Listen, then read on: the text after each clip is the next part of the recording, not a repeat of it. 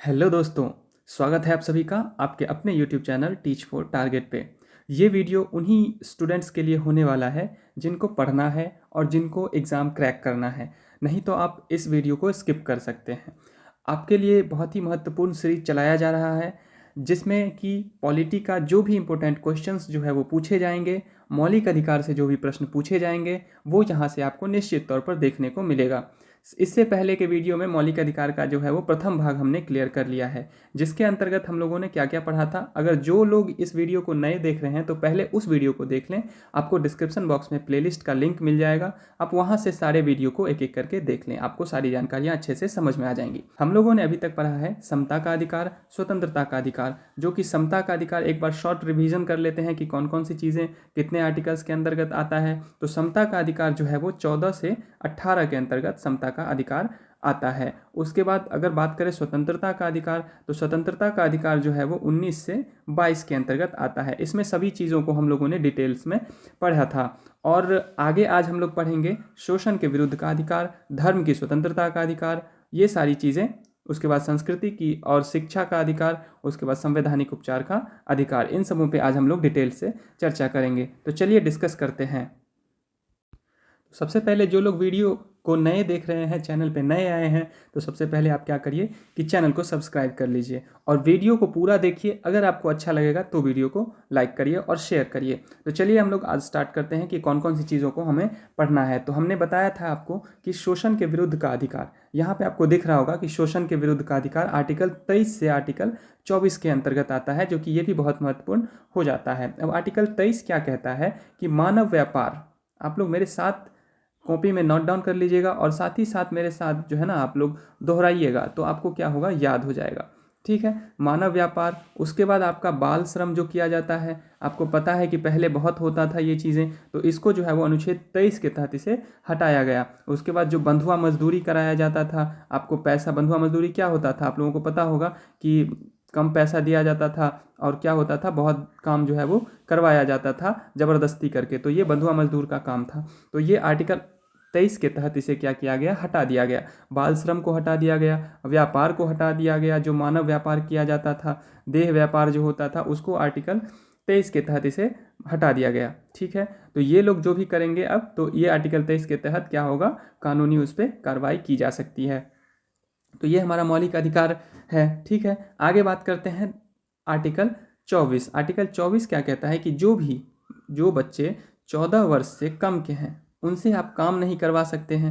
ठीक है, तो ये किसी किसी क्या होता है, फैक्ट्री सब में आप देखिएगा कि 14 वर्ष से कम एज के बच्चे वो काम करते रहते हैं, तो पैसा के लिए, मजबूरी है तो पैसा के लिए काम करते हैं। तो इसीलिए क्या होता है कि उसमें क्या होता है कि बच्चे अपना पढ़ाई नहीं कर पाते, अपना भविष्य नहीं बना पाते हैं। तो इसके लिए आर्टिकल 24 के अंतर्गत क्या कहा गया है कि 14 वर्ष से कम उम्र के जो भी बच्चे होंगे उनको क्या किया जाएगा, काम नहीं करने देना है। ठीक है, आगे बात करते हैं धार्मिक स्वतंत्रता का अधिकार। आर्टिकल 25 से लेके आर्टिकल 28 तक इस पे चर्चाएं की गई है, जो कि ये भी बहुत महत्वपूर्ण हो जाता है। अगर आपको अपने धर्म को लेके, अगर आप किसी भी चीज़ को करते हैं, सही तरीके से प्रदर्शित करते हैं, तो क्या है, ये हमारा जो संविधान है वो आर्टिकल 25 से लेकर 28 तक हमें इस बात की स्वतंत्रता देती है। आगे बात करते हैं अनुच्छेद 25। अनुच्छेद 25 से 28 तक है इसमें। तो अनुच्छेद 25 क्या कहता है कि आपको धर्म को, जो भी धर्म को आप मानते हैं उसकी प्रचार, उसका जो है प्रसार, ये चीज़ें आप कर सकते हैं। तो धर्म जो भी आप मानते हैं उसका क्या कर सकते हैं, आप प्रचार प्रसार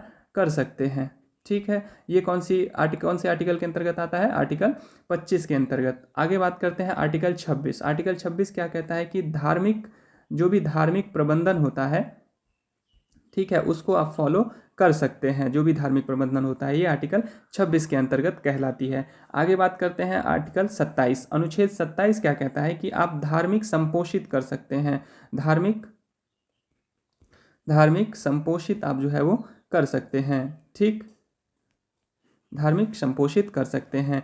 ठीक है, उसके बाद आगे बात करता है कि अनुच्छेद 28 क्या कहता है। तो इसमें कहता है कि आप धार्मिक शिक्षा ले सकते हैं, उपासना में उपस्थित होने की आपको स्वतंत्रता है। मतलब क्या हुआ कि आप ले सकते हैं क्या, धार्मिक शिक्षा। जैसे कि आप देखते हुइएगा कि धार्मिक शिक्षा जो है वो कई जैसे आपको मस्जिद सब में दिया जाता है, जो एक अलग मौलवी साहब सब देते हैं, तो ये एक धार्मिक शिक्षा हो गया, चाहे ग्रंथ की शिक्षा हो गई। तो ये सारी चीज़ें जो है ना, आप लोग आर्टिकल 28 जो है वो इसकी छूट देती है कि आप धार्मिक शिक्षा का ग्रहण कर सकते हैं। आगे हम लोग बात करेंगे सांस्कृतिक एवं शिक्षा का अधिकार, जो कि आर्टिकल 29 से 30 के अंतर्गत आता है। इसमें आर्टिकल 29 क्या कहता है कि अल्पसंख्यकों के हितों में जो संरक्षण होगा, जैसे उस पर उन लोगों पे क्या होता था, उन लोगों पे क्या किया जाता था, आप लोगों को पता है कि पहले के समय में बहुत जो है वो टॉर्चर किया जाता है था, शोषण किया जाता था। तो उनके क्या था, तो इसके लिए आर्टिकल 29 क्या कहता है कि अल्पसंख्यक जो भी है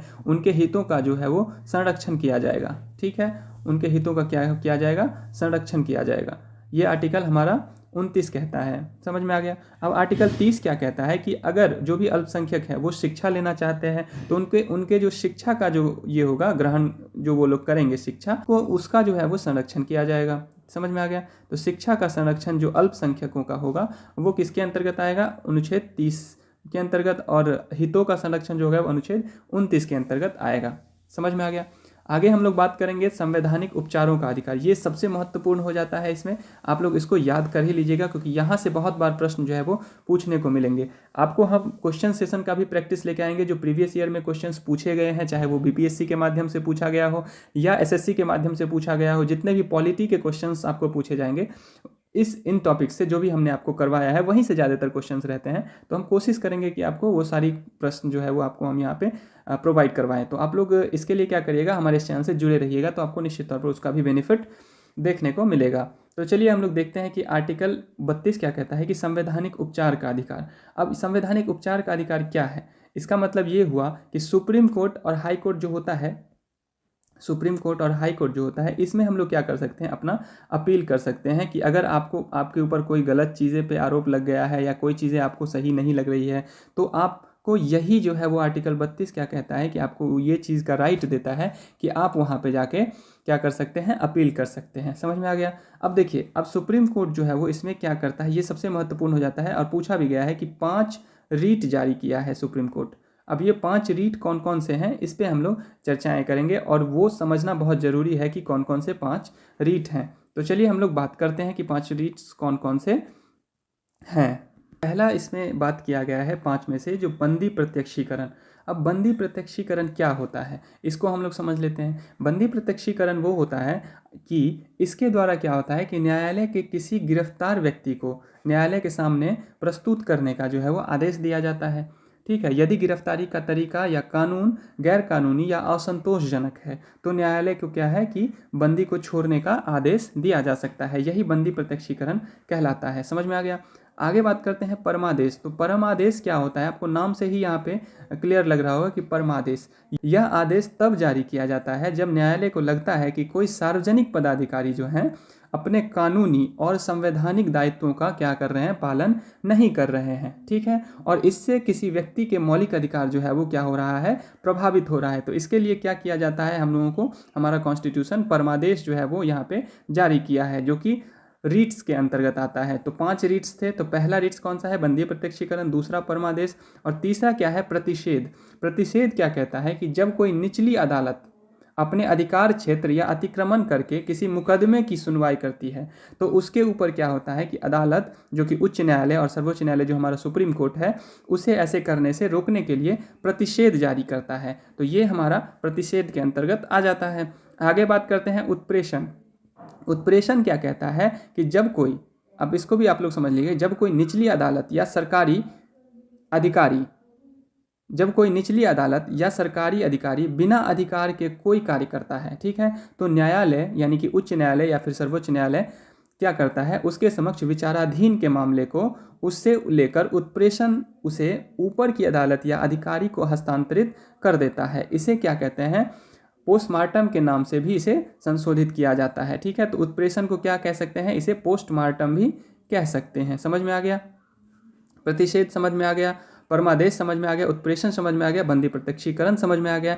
अब एक रह जाता है इसमें कि अधिकार का परीक्षालेख। तो अधिकार का परीक्षालेख जो है वो क्या है कि आपको हर चीज़ें आपको जो है वो मिल रही है। अब यहाँ पे हम आपको बताते हैं कि अधिकार का परीक्षालेख क्या होता है।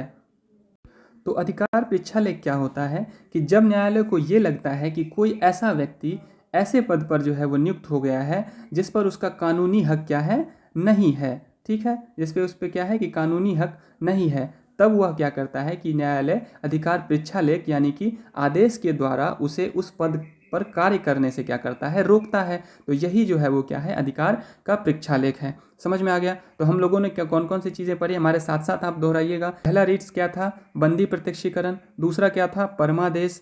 तीसरा क्या था, प्रतिषेध। चौथा क्या था, उत्प्रेषण। और पांचवा क्या है, अधिकार परीक्षा।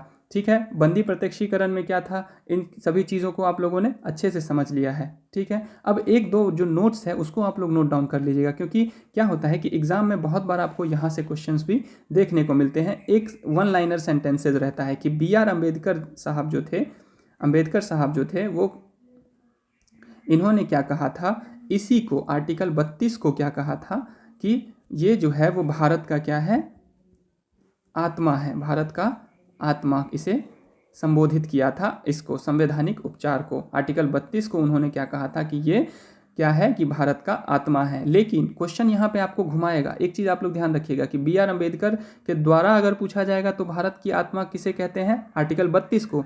लेकिन अगर आपको जनरली पूछेगा, इस चीज़ को भी आप लोग क्या करिएगा, ध्यान में रखिएगा। अगर आपको जनरली पूछेगा कि भारत का आत्मा किसे कहते हैं संविधान में, तो आप लोग ध्यान रखिएगा कि किसे कहते हैं, प्रस्तावना को। समझ में आ गया। प्रस्तावना जो है वो भारत की आत्मा है, इसे हम लोग जनरली कहेंगे। ऐसे अगर नॉर्मली पूछा जाएगा कि भारत का आत्मा किसे कहते हैं, तो प्रस्तावना को जो है वो भारत का आत्मा कहते हैं। समझ में आ गया। एक और नोट्स आप लोग ध्यान में रख लीजिए कि जो आर्टिकल 352 है वो क्या कहता है कि राष्ट्रीय आपात यानी कि नेशनल इमरजेंसी जो आता है, उसमें क्या होता है कि इसके अंतर्गत क्या कहा गया कि आर्टिकल 20 और आर्टिकल 21 इसको क्या किया गया, निरस्त नहीं किया जाएगा। बाकी सब चीज़ें आपके फंडामेंटल्स जो भी राइट्स हैं वो राष्ट्रीय आपात के दौरान आपको निरस्त कर दी जाएगी। लेकिन अगर आर्टिकल 20 और आर्टिकल 21 जो है वो आपका, तभी भी आपको उसका अधिकार मिलेगा। समझ में आ गया। तो इन सभी बातों पे हम लोगों ने आज डिस्कस किया है और उम्मीद करते हैं कि ये सेशन आप लोगों को बहुत अच्छा लगा होगा। और इसमें जो भी फंडामेंटल राइट्स होते हैं, ये 2 वीडियो में मैंने अच्छे से समझाने का प्रयास किया है और आप लोग से उम्मीद करते हैं कि आप लोगों को ये सेशन अच्छा लगा होगा। अगर आप लोगों को ये वीडियो अच्छा लगा होगा तो इस वीडियो को लाइक कर दीजिएगा और ज़्यादा से ज़्यादा शेयर कर दीजिएगा, ताकि जो भी नीडी स्टूडेंट्स हैं, जिनको भी इन चीज़ों की ज़रूरत है, उनके लिए ये चीज़ें मिल जाए उनको आसानी से। ठीक है, तो अगर आप सबसे पहले अगर आप चैनल पर नए हैं तो आप चैनल को सब्सक्राइब भी कर दीजिएगा। ठीक है, बहुत बहुत धन्यवाद।